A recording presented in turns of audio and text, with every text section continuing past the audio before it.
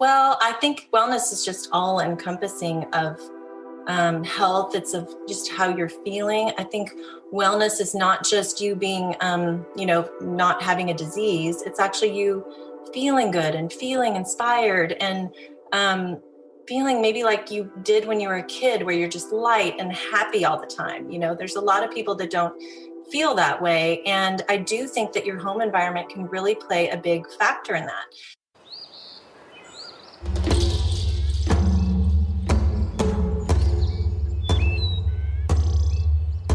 This is the Regenerative Real Estate Podcast. Revitalizing the world together.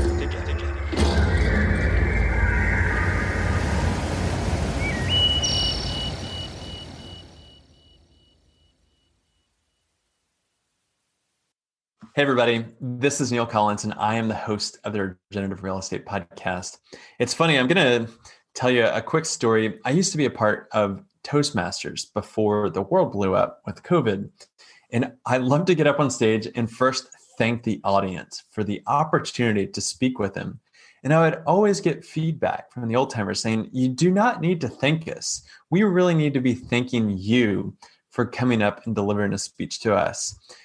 But after countless speeches, I still have so much gratitude for the opportunity to deliver a speech, to create this show, and to go out and find guests like Sheila Alston, who is our guest today. What a sincere pleasure to talk with people that are so moved and galvanized towards creating a more regenerative future that I can't think of any better work than this.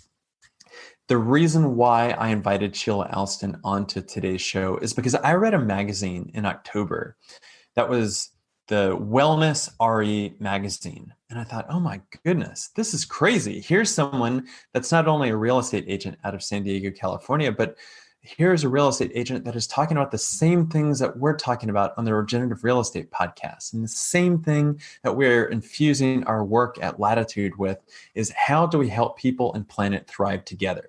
And you see, Sheila is one of these people that has noticed that our environments that we live and work are everything for our well-being and our success. And what I love about Sheila's message is that you don't necessarily need to go out and create a living building in order to infuse wellness into your life. And I will say, if you want to go out and build a living building, please get in touch with us at Latitude. We can offer so much value into that process and really expose you into our ecosystem of amazing designers and contractors, no matter if you're in San Diego, Portland, or across North America with our expanding affiliate and agent network. But Sheila talks about ways that we all can incorporate wellness into our spaces, whether we are a homeowner or an apartment dweller. So without further ado, let's get into today's show with Sheila Alston. Hey everybody, welcome back to the Regenerative Real Estate Podcast. It is awesome to have Sheila Alston on. Sheila, thanks for coming on. Thank you for having me. I'm super excited to be here. Sheila, you got a beautiful office. Whereabouts are you? I'm in Rancho Santa Fe, California. It's just a little bit north of San Diego. Okay. How'd you end up in San Diego? Well, we're originally from Seattle, actually, and the sun brought us down here because my husband, he could work anywhere, and we just decided that we would follow the sunshine. That doesn't sound too bad. I was walking past a mirror coming to record this, and it was almost like looking at a ghost. I was like, oh my God. Yeah. And it's only November right now. Well, we're from the Seattle area. And so I think there was a time where we just felt like, gosh, it rains a lot here. And it was when our kids were little and my husband was trying to coach baseball and that. And we just thought, gosh, it would be great if we could live somewhere where we vacation. We vacationed a lot in California, and we just were looking at homes, and a realtor that we met there said, we're from Seattle too. And we just felt that maybe we could just live on vacation and go visit Seattle every 2 or 4 weeks out of the year. And I was like, that's brilliant. So basically that's what we did. And we've been living here for about 7 years and we love it. Oh, wow. What's really nice about that is just setting the intention in doing it, because so many people get so stuck in like, this is where I am and I can't go anywhere else. And one of the upsides to COVID, if there is any, it's I think people are really taking an introspective look at what they thought was their life, and now they're starting to say, maybe there's a different path. Yeah, and I'm a firm believer that whatever you put your mind to, you can make happen. All of a sudden, these new possibilities start happening and doors open that you didn't think were there. So if you tell yourself that you can't do this, you can't do that, you're the one that's limiting yourself, because if you just told yourself I can, then you would probably find a way. So, mindset. Yeah. So Sheila, give me and our listeners a background about your story and who you are. Okay. Well, like I said, I'm from Seattle. I was a stay-at-home mom for many years. And while I was a stay-at-home mom with my kids, I also had a photography business, and we renovated several homes, my husband and I, and we just move a lot because we like to renovate homes. And every 5 years or so, I feel like my needs would change and then we'd need to go move. And I've also been really into health and wellness. And so I'm a realtor now and a designer and a certified health coach. So for the past couple of years, I've really been trying to figure out a way to bring health and home together. I just knew there had to be a way. So just with a ton of research I've been doing, there's already a market called wellness real estate. And it's a $134 billion industry, says from the Global Wellness Institute. And so it's pretty exciting. So it's kind of snowballed into what I'm doing now. I love it. This is exactly the theme that we are working in with Latitude, is to really talk about regeneration. And a lot of people are like, well, what is that about? And for us, at the end of the day, it's about thriving. And if you really look down at the meat of the matter, it's environments are either helping or hurting us. And I actually think I'm pulling that quote out from you, of just where do you need to be to thrive, and what's an optimal environment? Well, when I went through my health coaching certification, I just it really resonated with me, because they talked about what's on your plate. It's not just the food that's on your plate that's contributing to your overall wellness. There's so many other things. There's like just being social is something. I mean, now with COVID, we realize, gosh, we are social beings. We need to be with other people. It's having a huge effect on how we feel every day, just because we can't, interact with people like we used to. And everybody needs to have some sort of passion or something they get excited about every day. If you don't have that, even if you have a ton of success and you are fit or whatever, you still will feel like you're missing something, and there's, I don't know, there's so many elements. I think I have like 15, I made an energy wheel of all these different elements that contribute to wellness. And it's not just food and exercise. So the idea of having a home environment that is supportive of your health is something that I don't think people consciously think about, but subconsciously, when someone's coming to look for a home and they say, well, I need, I'll know it when I see it, because I'll feel it when I walk in. That's them like trying to read the energy of the room and seeing if the flow is right and the lighting. Those are all wellness aspects of a home. They're just not saying it in that way, but that's what they want to feel, when they get to the home. Yeah, I like the way that you put it. And one of the most absurd things is, you and I probably toured a lot of home buyers through places, and you set an appointment, you go tour a home. If it's occupied, you kind of feel like an outsider going into somebody else's space, and you're just like taking a look around, and their art's on the walls and their furniture and all that, and then you got to leave. Or if it's vacant, it's got a very different atmosphere. There isn't a lot of energy there, but maybe you're there for 20 minutes. And then you may, if you get it under contract, go to the inspection and spend an hour there, and then you're gone. Like you closed 40 days later, 30 days later, and you just bought a new house. And there's just so much to it that we don't have a lot of mindfulness around how spaces can help encourage health and wellness. But I'm very intrigued of why you've honed in on the word wellness and what that really means to you. Wellness. Well, I think wellness is just all encompassing of health. It's of just how you're feeling. I think wellness is not just you being, not having a disease. It's actually you feeling good and feeling inspired and feeling maybe like you did when you were a kid, where you're just light and happy all the time. There's a lot of people that don't feel that way. And I do think that your home environment can really play a big factor in that. Just the colors on your wall. There's color psychology that if you don't know about, I mean, a lot of people know that, blue is calming, and yellow is like makes you feel happy. And you wouldn't necessarily need to paint all your walls yellow, but just having yellow flowers in your kitchen, that actually can make you feel good, if you are paying attention to them. So the colors you surround yourself, just the way your furniture is placed. There's toxins that can be in your house too that you're unaware of, that can be off-gassing.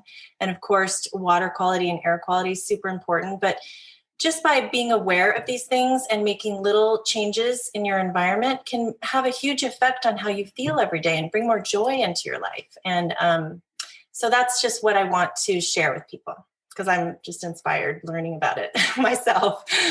I love it because there's not a lot of people that are actually exposing these ideas. Mm-hmm. And it's at a point now where there's things like water quality and air quality that big marketing in the economy, it frames it in a way that it makes you seem crazy mm-hmm. if you're talking about them. Mm-hmm. Of like, hey, do you know what chemicals are going into the water and where that water is coming from?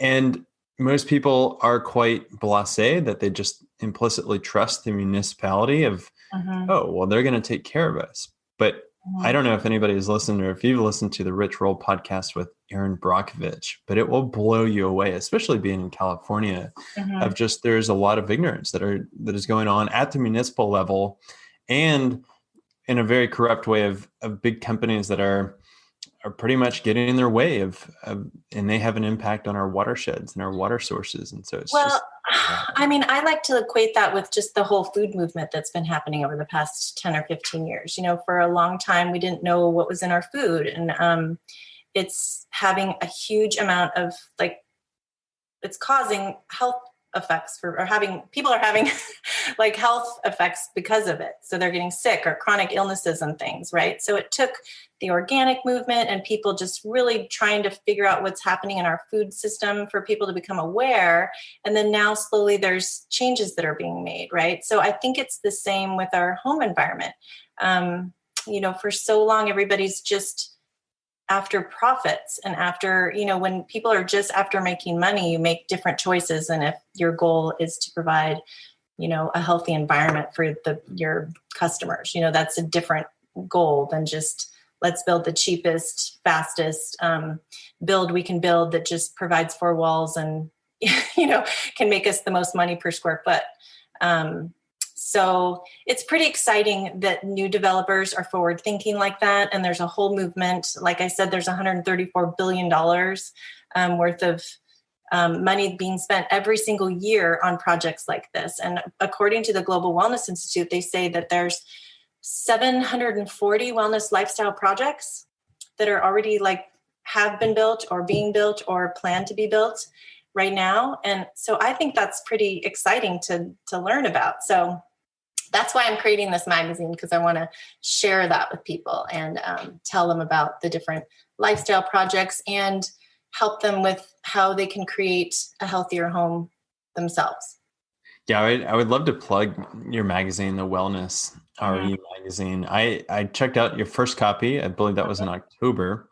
And just it's a gorgeous, aesthetically pleasing magazine with some really good tips that selfishly spoke to us of oh, there is somebody out there that is speaking our same language that actually has the same value set of healthy homes and healthy habitats and really putting a wellness spin on it. And I'm very curious, because you do have a podcast called Bloomin' and you have talked with other developers, what are some of those projects that you had mentioned? How can you incorporate wellness elements so that you can call it a wellness project? Well, so I'll tell you about this one that's happening in Oceanside, California right now. It's called North River Farms. It's super exciting. They're calling it an agrihood, which is a neighborhood that's focused on agriculture. So in Oceanside, it's a beach community, but it extends maybe 20 miles east. It's a pretty large city. And there's a whole bunch of underdeveloped area that's used for a lot of agriculture. So they have... how many acres is it? I think in this neighborhood, there's going to be 500 homes, and they're going to have 50 acres of winery and CSA farms and UPIC farms and an education center. And it's not going to be just for the community members that live or the residents that live in that neighborhood. It's for anybody that's kind of in the near area.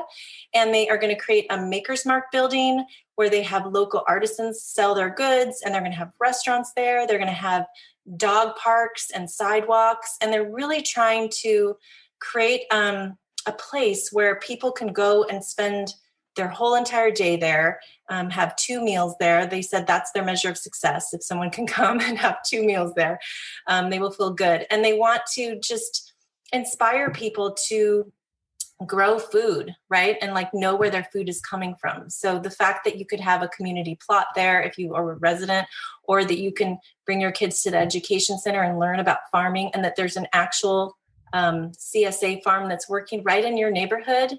And then they want to have, they're going to have an amphitheater also that's outdoor, and they want to have wine and balloon festivals there for the whole area, the whole region. And that's the kind of development that's like inspiring. It makes people want to live in a place like that, not just, your gated neighborhood with a pool, So it's pretty exciting. And so I did feature them in my November issue of the magazine, and I love it. They already have a waiting list of 1,000 or 1,500 people that are excited about this, the new development. I think next year they're going to start breaking ground on that, but it's been approved and they're getting permits right now. So it's pretty exciting. Awesome. Yeah, we had a recent podcast guest on named Steve Nygren that developed Serenbe out of Atlanta, Georgia, which is that probably one of the original models in the 21st century, at least, where they amassed 60,000 acres and they created those kinds of rural hamlets with edible walkways and CSA farms. And it's just done such an incredible, almost mind-blowing development. And people are flocking to that because it's literally taking the best of what was and what is and saying, look, this is what could be. This is where our neighborhoods can go. And one of the areas of wellness and really regeneration that I talk about a lot is that community is often the thing that we are lacking the most.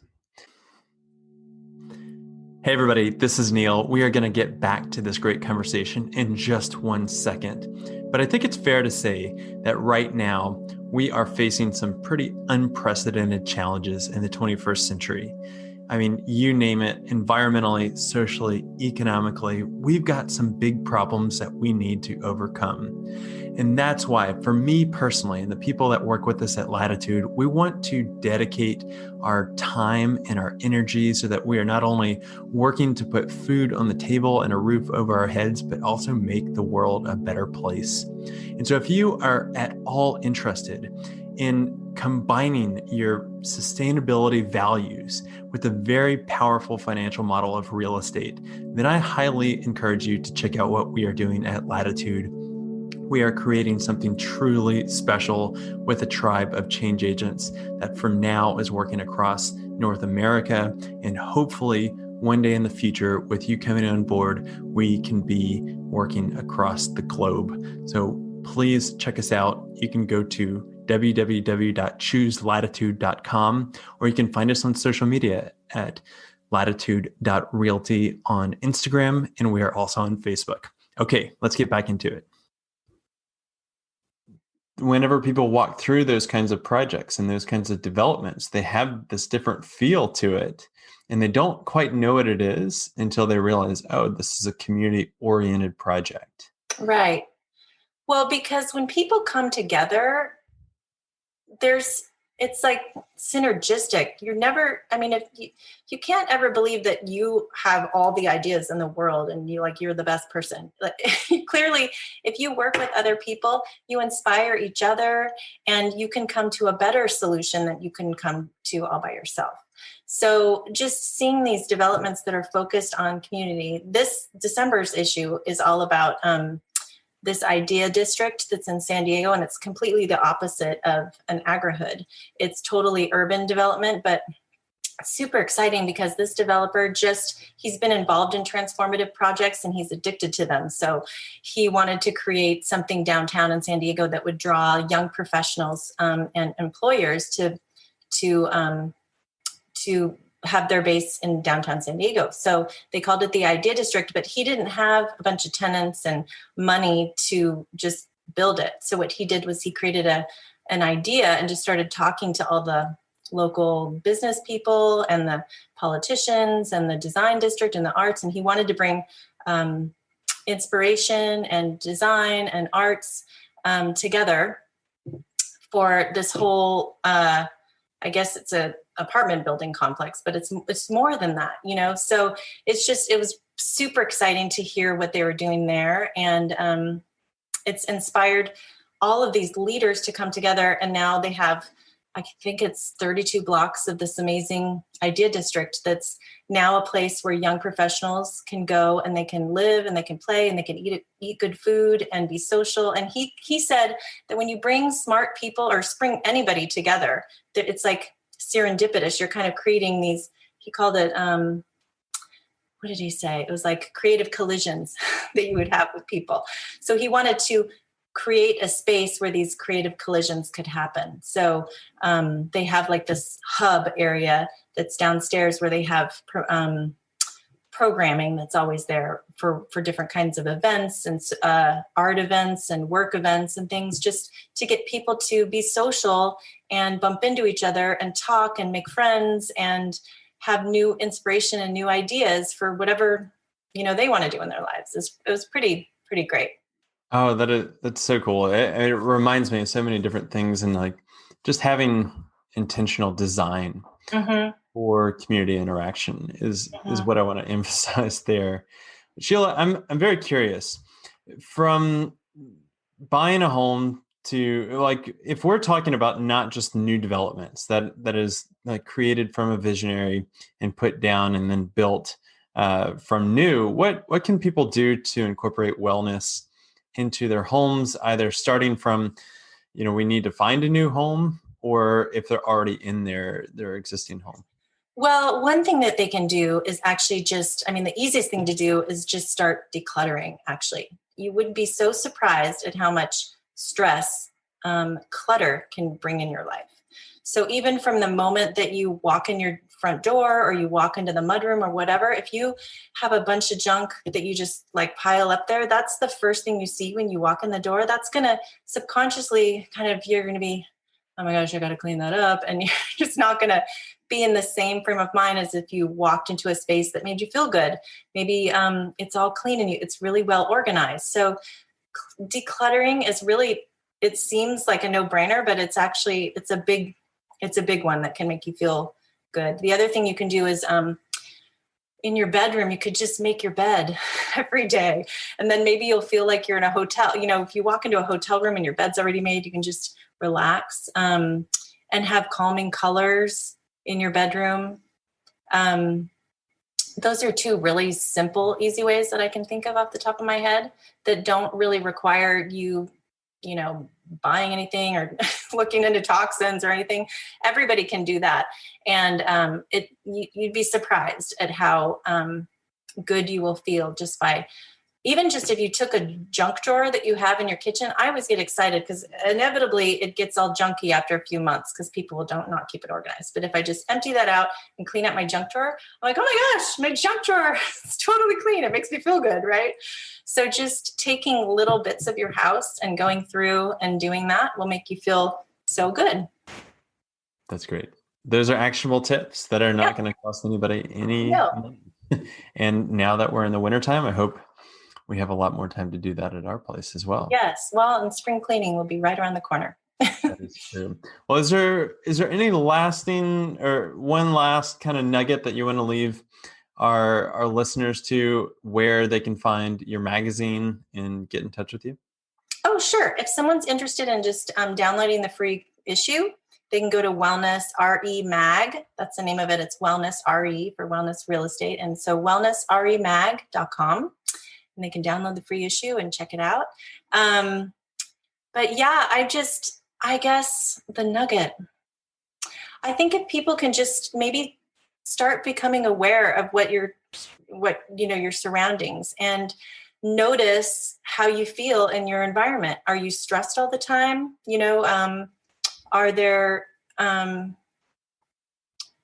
guess just to start paying attention and then start noticing that kind of stuff. And then if you were to read my magazine, maybe it would inspire you with different ideas on actionable things that you could do. If you're looking for a home, I would suggest, looking for somebody who can help you find a healthy home, because I'm so inspired by meeting you, because I had this idea and I feel like there's so many realtors that they say that customers don't care. And I think that's not true. I think customers do care. And I think real estate agents are the perfect people to start talking about this stuff with their clients so that they know that they have somebody to ask these questions to, right? So I would just say start doing some research and start looking at that stuff. If you are in the market for a new home, you don't have to just go to a brand new wellness development to have a healthy home. You can have a healthy home yourself, and you can hire somebody that can help you find one.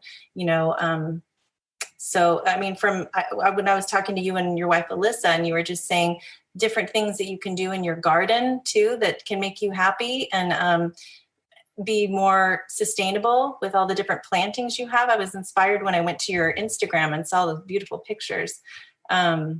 So there's so many different things that you can do. It's hard for me to give just one nugget. So I would just say, if this is the first time you're hearing about this, just start doing a little research and start paying attention to how you feel in your space. And then you'll know, what you need to do. Sheila, that was brilliant. Thank you. Thank you so much for coming on. This was a lot of fun. Thank you for having me. Okay, everybody, that is a wrap. This is another just great episode that I'm so glad that you were able to tune in. And thank you for being interested in regenerative real estate. What we are trying to do is help people and planet thrive together by using the built environment as a catalyst. And so I've got a couple big asks for you. Number one is, can you please go to wherever you're listening to this podcast, leave us a rating and review. Those actually go so far. And since this is such a passion project for us, we really want to be able to attract the best thought leaders from around the world. Second is that if you really like the content that we're putting out, you can find us on our own Medium publication called Regenerative Real Estate. We also have a very active community on Facebook, which is called Regenerative Real Estate and Design, which you can request to be a part of, and we would love to have you. And third, this goes to what we do every single day, helping buyers and sellers demystify sustainability by working with people that want to either buy a property and are trying to figure out the financing of, how do I actually live out my values? How do I put that water catchment system on there? Or how do I go finance a solar panel PV array? Or maybe I want to live closer to nature. And what are the properties that are out there that I can do that? And so we represent buyers like that. We also happen to represent sellers that maybe they've already invested in sustainable features. Maybe they have a living building or a LEED certified project. We want to help tell that story. So much of what goes on in the real estate industry is transactional thinking at best, and it translates down into agents just really don't know anything about sustainability.